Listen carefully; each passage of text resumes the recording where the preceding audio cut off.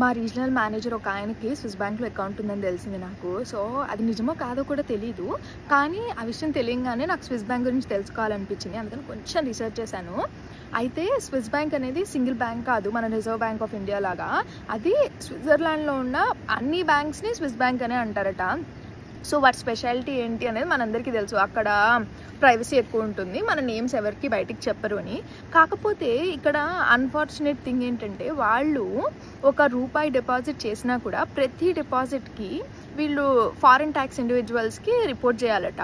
So tax నుంచి exemption ఏమీ చేయడానికి లేదు మనం అక్కడ డిపాజిట్ చేసే ప్రతి రూపాయికి. ఎందుకంటే ఇన్కమ్ ప్రూఫ్ చూపించాలి. అండ్ అక్కడ అకౌంట్ ఓపెన్ చేసేటప్పుడు మన లీగల్ రెసిడెంట్, పాస్పోర్ట్, మళ్ళీ ఫోటో వెరిఫికేషన్ ఇవన్నీ ఉంటాయట.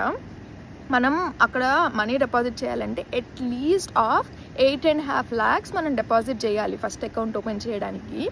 అండ్ ఎవ్రీ మంత్ ఆర్ ఇయర్కి ఒక 8,500 ఒక 25,000 అలా మన అకౌంట్లో నుంచి మెయింటెనెన్స్ కాస్ట్ కట్ అవుతూ ఉంటుంది. వాళ్ళు మనకి అకౌంట్ ఇచ్చేటప్పుడు ప్రతిదీ వెరిఫై చేసుకుంటారు. వీళ్ళకి లీగల్ ఇన్కమా ఇల్లీగల్ ఇన్కమా అనేది.